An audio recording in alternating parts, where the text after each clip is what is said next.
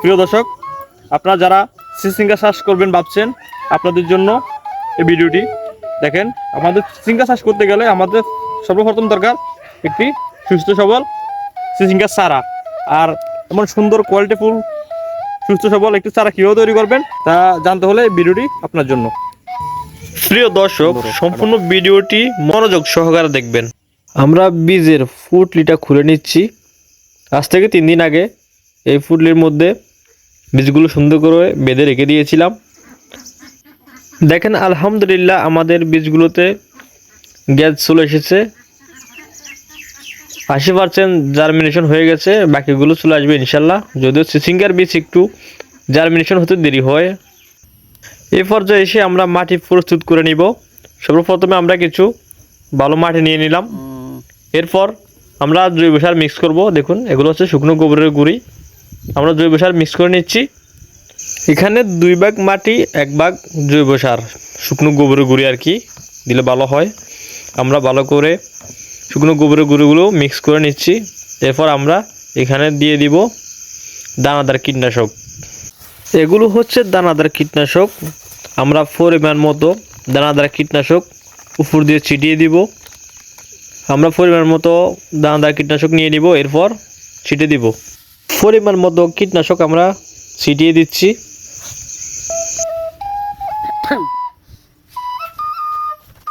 এরপর মাটিগুলো ভালোভাবে একটি কোদালের সাহায্যে ভালোভাবে মিক্স করে নিব। কীটনাশক, জৈব সার এবং মাটি মিলিয়ে ভালোভাবে মিক্স করে নিতে হবে। মাটিগুলো একবার জুড়ো করে নিতে হবে। ভালো করে মিক্স করে নিচ্ছি আমরা। তারপর চলে আসছি প্যাকেটে।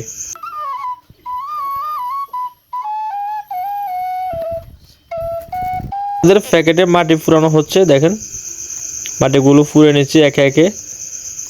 সবগুলো প্যাকেট ফুরিয়ে নিব একইভাবে।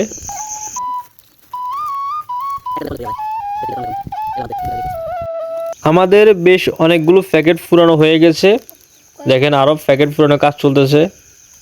প্যাকেট ফুরাচ্ছে, অনেকগুলো প্যাকেট হয়ে গেছে। এ পর্যায়ে এসে আমরা বীজ দিয়ে দিব। বীজ দেওয়ার জন্য আঙ্গুলের সাহায্যে হালকা একটি গর্ত করে নিতে হবে।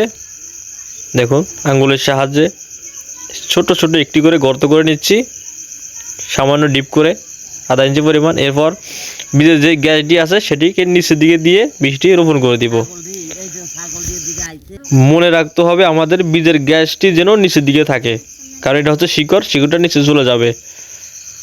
আমাদের সম্পূর্ণ বীজগুলো একইভাবে রোপণ করা শেষ। এরপর আমরা উপর দিয়ে মাটি দিয়ে দিব। দেখেন সম্পূর্ণ বীজগুলো রোপণ করা হয়ে গেছে। এই পর্যায়ে এসে আমরা মাটি দিয়ে দিব উপর দিয়ে। হালকা হালকা কিছু কিছু জৈব সার মিশ্রিত মাটি উপর দিয়ে ছিটে ছিটে দিয়ে দিব। চাপ দেওয়া যাবে না, কোনোভাবে আমরা চাপ দিব না। আমরা আলতো করে মাটিগুলো উপর দিয়ে দিয়ে দিব। আমাদের মাটি ছিটানোর কাজ শেষ। এ পর্যায়ে এসে আমরা উপর দিয়ে হালকা করে পানির ছিটা দিব। পানির ছিটা দিলে একটু তস থাকবে, তাই আমরা হালকা পানির ছিটা দিয়ে নিচ্ছি, বেশি পরিমাণ দিব না, সামান্য। এরপর আমরা কলা পাতা দিয়ে মালচিং করে দিব। দেখতেছেন আমরা কলা পাতা দিয়ে মালচিং করে দিচ্ছি। এরপর আমরা মালচিং করে দেওয়ার কিছুদিন পর, 2 থেকে 3 দিন পর আমরা আবার ফিরে আসবো। আমাদের মালচিং করা হয়ে গেছে, তাহলে আমরা ফিরে আসছি 3 দিন পর। 3 দিন পর দেখলাম আমাদের সম্পূর্ণ গাছগুলো বের হয়ে গেছে। প্রতিটি গাছ বের হয়ে গেছে আমাদের। দেখুন 3 দিন পর এসে পর্যায়ে আসছি আবার 14 দিন পর। দেখুন আমাদের গাছগুলো অনেকটা বড় হয়ে গেছে, আগা ছেড়ে দিয়েছে, লাগানোর উপযুক্ত হয়ে গেছে। প্রিয় দর্শক, আজ এই পর্যন্তই। ভিডিওটি ভালো লাগলে চ্যানেলটি সাবস্ক্রাইব করে দিয়ে পাশে থাকা বেল আইকন বাজিয়ে দিন। আর যারা ফেসবুক পেজে দেখেন ফলো বাটনটা অন করে দিন। ধন্যবাদ।